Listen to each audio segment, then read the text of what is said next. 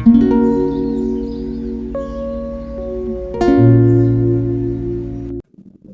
বন্ধুরা, জীবনের সহজ পাঠ নতুন একটা ভিডিওতে তোমাদের স্বাগত। আজকে রাত্রিবেলা শুরু করলাম, কারণ রাত্রিবেলা দোকান থেকে এসে খাওয়া দাওয়া হয়ে গেছে। কিছু ডাল ভিজিয়ে দিচ্ছি। ডাল বলতে এখানে ছোলা, রাজমা আর মুগ কড়াই ভেজাতে দিয়ে দিলাম। সকালবেলা এটা দিয়েই রুটির তরকারিটা রেডি করব। আর তার সাথে সাথে রাতের বাসনপত্র যা কিছু সব কিছু মেজে নিয়ে একদম রান্নাঘর পরিষ্কার করে তারপরে শুতে যাই। তো রাত্রিবেলা কাজগুলো সারা থাকলে সকালবেলা কিছুটা নিশ্চিন্ত হওয়া যায়, কিন্তু যেহেতু আমাদের শুতে শুতে অনেকটা রাত হয়ে যায়, সেই জন্য ঘুমটা সকালবেলা ভাঙতে চায় না, যদিও 7:30টার মধ্যেই উঠে পড়ি।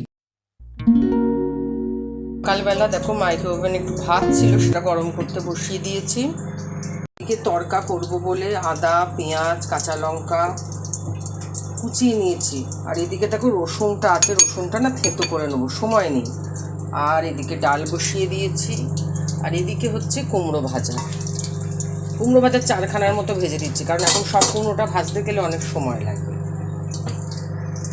আর এদিকে সেই রাজমা, ছোলা, মুগ কড়াই সেগুলোকে সেদ্ধ করা আছে।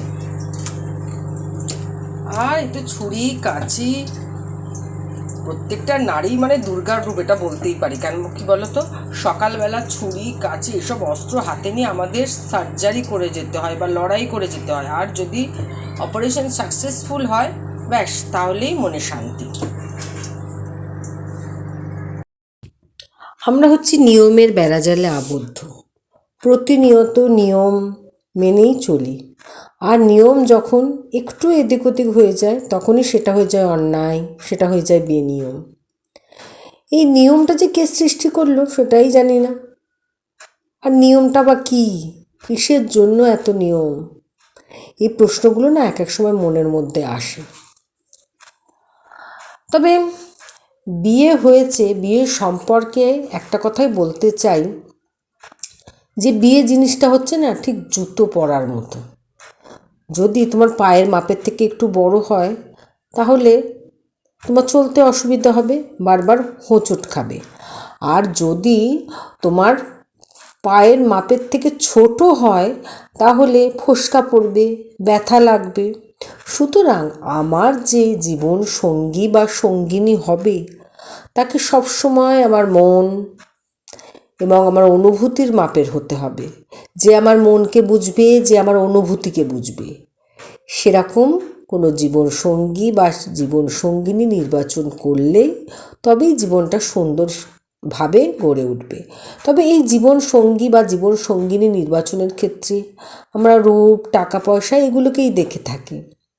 আমার মনে হয় কি জানো, সবসময় তার রুচিবোধের সাথে আমার রুচিবোধ মিশছে কি না, আমার পরিবারের আদব কায়দার সাথে তার পরিবারের আদব কায়দা মিশছে কি না, অনেকটা গ্যাপ পড়ে যাচ্ছে না তো তার পরিবারের চালচলনের সাথে আমার পরিবারের চালচলনের, এগুলোও কিন্তু ম্যাটার করে বিবাহের পরবর্তী সময়।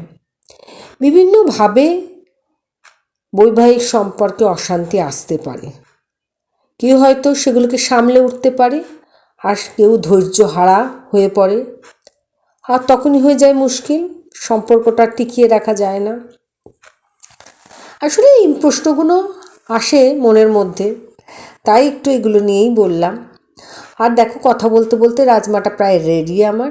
খুব সাদামাটাভাবে তরকার রেসিপি তো খুব সাদামাটাই হয়, সব কিছুই তো কুচিয়ে নিই এখানে আমরা। আদা, রসুন, কাঁচা লঙ্কা, টমেটো, ধনেপাতা। এখন শীতের ধনেপাতা থাকে, ধনেপাতা যা কিছুতেই দেওয়া হয় বেশ ভালোই লাগে খেতে, যারা ধনেপাতা পছন্দ করে। আর এই ডালটা আমার রেডি হয়ে গেল। সকালবেলা এটা টিফিনে খাওয়া হবে, হয়তো কিছুটা থেকে যাবে, সেটা রাত্রেবেলা খাওয়া হয়ে যাবে। তাই এই একটা নিশ্চিন্ত হওয়া গেল জলখাবারটা নিয়ে। এরপর ভাতের দিয়ে খাওয়া মানে ভাত দিয়ে খাওয়ার জন্য রেডি করা হচ্ছে। উচ্ছে আলু সেদ্ধ দিয়ে দিয়েছি, একটা অমলেট ভেজে দেবো ভাবছি, আর ডাল। এই দিয়ে সকালবেলা লাঞ্চ মেনুটা রেডি হয়ে গেল। তাই বলছিলাম যে জীবনে যা কিছু করি আমরা পরিকল্পনা করে করি। আবার অনেক সময় বিধাতা যদি বিরূপ হন, যে নিয়ে আলোচনা করছিলাম আমরা এই বিবাহ নিয়ে, তো বিধাতা যদি বিরূপ হন অনেক সময় সব কিছু মাপকাঠি করা হলেও শেষ পর্যন্ত দেখা যায় যে মাপকাঠি আমরা খুব ভালোভাবে দেখে শুনে নির্বাচন করেছিলাম তা সেটাই আর ঠিক মাপের মাপ হচ্ছে না। হয়তো সেটা একটু বড় হয়ে গেছে, নয়তো এটা একটু ছোট হয়ে গেছে, এরকম হয়। তাই সব সময় আমি এটা ভাগ্যই বলবো। ভাগ্যকে অনেকে বিশ্বাস করে না, কিন্তু অনেক সময় ভাগ্যকে বিশ্বাস করতে হয়। কেউ দেখি রাজকন্যা, কিন্তু তার ভবিষ্যৎ জীবন অতটাও সুখের নয়। আবার কেউ হয়তো সাদামাটা সাধারণ জীবনযাপন করত, কিন্তু তার ভবিষ্যৎ বা বিবাহের পরবর্তী জীবনটা ভীষণ সুখের। তখন তো ভাগ্যকে মেনে নিতেই হয়, তাই না? ভাগ্য বলে একটা জিনিস আছে, ঈশ্বর বলে একটা জিনিস আছে, এগুলো কল্পনা দিয়ে বিচার করতে হয়, এগুলো কিন্তু দেখা যায় না। কিন্তু কেউ তো একটা আছে যে সুতোটাকে ধরে রেখেছে, এবং সে যেভাবে সুতোটাকে নাড়ানাড়ি করছে আমরা ঠিক সেইভাবেই চলছি। আর দেখো, খুন্তির মধ্যে করেই ডিমের অমলেটটাকে আনলাম। তো জীবনেও না আমাদের এরকম ব্যালেন্স রেখে চলতে হয়। যে যত ভালোভাবে ব্যালেন্স রেখে চলতে পারবে সে টিকে থাকবে, আর যে পারবে না সে চট করে পড়ে যাবে, এরকমই হয়। তাই ব্যালেন্স রাখাটা খুব জরুরি। একটা সংসারে যখন মানুষ গিয়ে পড়ে না, তখন কিন্তু সবাই মনের মতো হয় না। কেউ হয়তো মনের মতো হয়, কেউ মনের মতো হয় না। কারোর মনের সাথে আমার মনের ঠিক মিল খায় না, কারোর সাথে খায়, এরকম হয়। কারণ একটা সংসার তো একজনকে নিয়ে গড়ে ওঠে না, সেখানে অনেকে থাকে, প্রত্যেকের সাথে মনের মিল হওয়া সম্ভব নয়। কিন্তু সেই ক্ষেত্রে আমাদের ব্যালেন্স রেখে চলতে হয়। আর ব্যালেন্স যদি রাখা যায় তাহলে নিজে ভালো থাকা যায়, অন্যকে ভালো রাখা যায়। আর যদি সেই ব্যালেন্সটা ঠিক না রাখা যায়, নিজেও যেমন ভালো থাকা যায় না, সেরকম অন্যকেও ভালো রাখা যায় না। এই প্রায় 22 বছর হয়ে গেল আমার বিবাহিত জীবন। এই বিবাহিত জীবনে আমি এই সারমর্মটা অবশ্যই বুঝতে পেরেছি।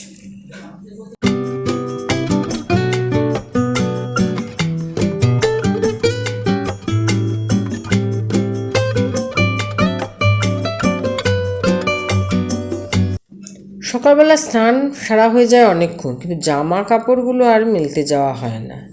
তাই রুটিটা করে নিয়ে জলখাবার খেয়ে একেবারে জামা কাপড় মেলতে যাব। কারণ ও বাড়িতে গেলে না সবাই থাকে, তো একটু আধটু কথা বলতে গিয়ে অনেকটা দেরি হয়ে যায়। তাই আমার জলখাবার খাওয়া হয়ে গেছে। বারান্দার গাছটাকেই তোমাদেরকে দেখাচ্ছি। এবার চলে যাব ও বাড়িতে। চলে এসেছি বাপের বাড়ি। ওই দেখো মাম্মা বই নিয়ে বসছে। এখন সব বাচ্চার হাতেই বই, কারণ এই তো পরীক্ষা ডিসেম্বর নভেম্বর, এই নভেম্বর থেকেই শুরু হবে পরীক্ষা। ঠিক আমাদের আগের নিয়মটাতেই চলে এসেছে। মাঝখানে একটু নিয়মের ওলটপালট হয়েছিল, মার্চে পরীক্ষা হতো, আবার নিয়মটা সেই আমাদের মতো হয়ে গেছে। তো এই সময়টা এলে না আমারও সেই পরীক্ষা ভয় ভীতি সেটা আমারও মনে পড়ে যায়। যাক, ও পড়ছে, ওকে পড়তে বসিয়ে দিল, একা একা মোটামুটি পড়তে থাকে, কিন্তু একটু চঞ্চল আছে না মা? তুমি পড়ে নিচ্ছ তো? হ্যাঁ, ঠিকঠাক করে পড়ছো তো? তারপর আমি ছাদে মেলতে যাই। হ্যাঁ, আবার পরে দেখা হবে। হ্যাঁ, চলো ছাদে যাই। জেঠিমা কতগুলো তুলসী পাতা নিয়ে যেতে বললো, তুলসী পাতা তুলে নিয়ে যাই, নাহলে ভুলে যাব। তুলে রাখি, তারপর মেলবো। তুলসী পাতা নাকি আবার নখ দিয়ে খুঁটে তুলতে নেই, ওই জন্য আস্তে করে টেনে টেনে নিচ্ছি। 8-10টা তুলসী পাতা। আসলে সর্দি কাশির দিন বা গোবিন্দকে খেতে দেবে, তুলসী পাতা দেয়, তো সেই জন্যই তুলসী পাতা নিতে বলেছে।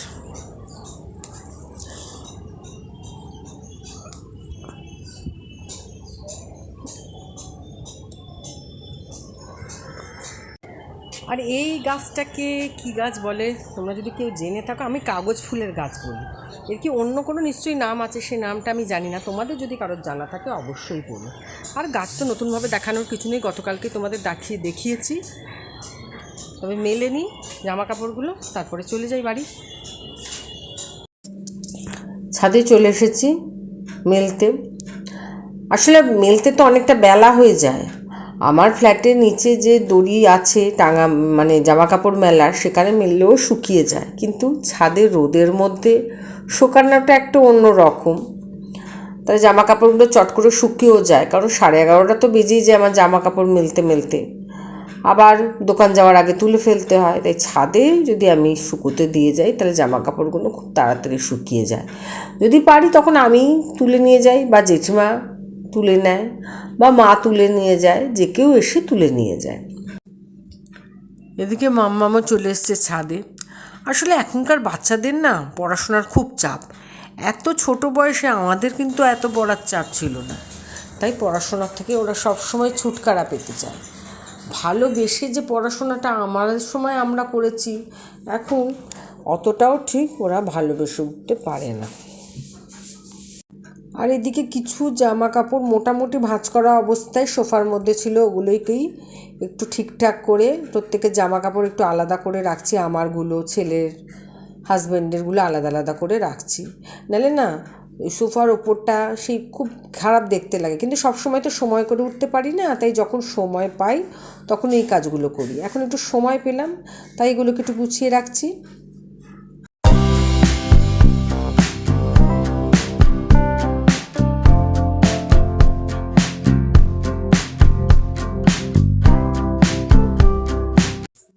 আর একটা অভিজ্ঞতার সঞ্চয় হয়েছে সংসার করতে করতে, সেটা হচ্ছে যত কম কথা বলা যায় ততই ভালো।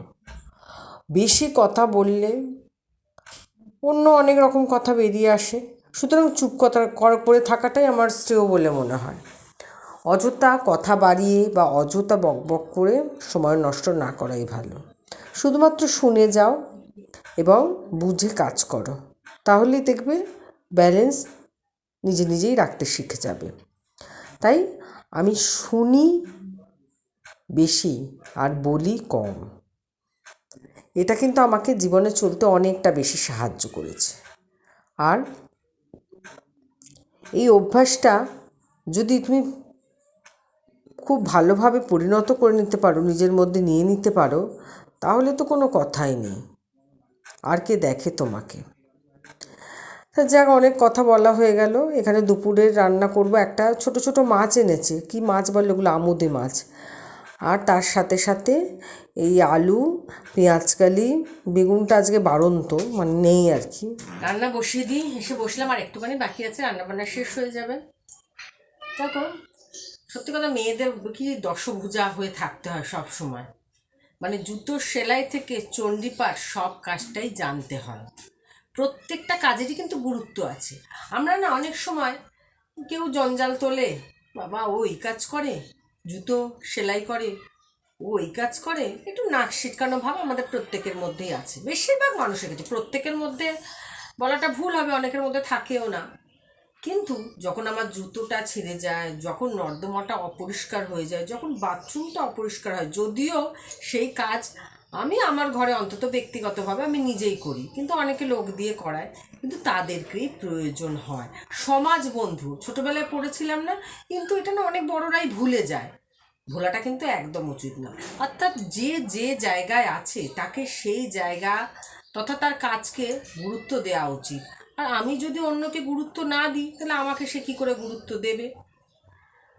তাই এরকম ভাবনা চিন্তা নিয়ে চললে না অনেকটা ভালো থাকা যায়। আর কি আছে জীবনে, এসেছি, আছি, কখন ফ্রুত করে উড়ে যাব কেউ বলতে পারে না। যাক, অনেক কথা হলো তোমাদের সাথে। আর আমার ভিডিওগুলো তোমরা কি দেখছো? আর যদি দেখো অবশ্যই কমেন্ট করো। তোমাদের কমেন্ট আমাকে অনেকটা বেশি অনুপ্রাণিত করবে। দেখো, লাইভ সেইভাবে করতে পারি না, সময়ের অভাবে ভিডিওগুলো করার চেষ্টা করি। এবং কীরকম কী লাগছে অবশ্যই নিজেদের মতামত জানিও। এবং তোমরা যদি মতামত জানাও তাহলে আমিও হয়তো তোমাদের পরিবারে অবশ্যই উপস্থিত হতে পারবো। অবশ্যই আশা করি তোমরা দেখবে ভিডিওগুলো। আর সবাই খুব ভালো থেকো, সুস্বাস্থ্যের অধিকারী বা অধিকারিণী হও, এই কামনায় আজকের ভিডিওটা এখানেই শেষ করলাম। আজকের মতো তাহলে টাটা।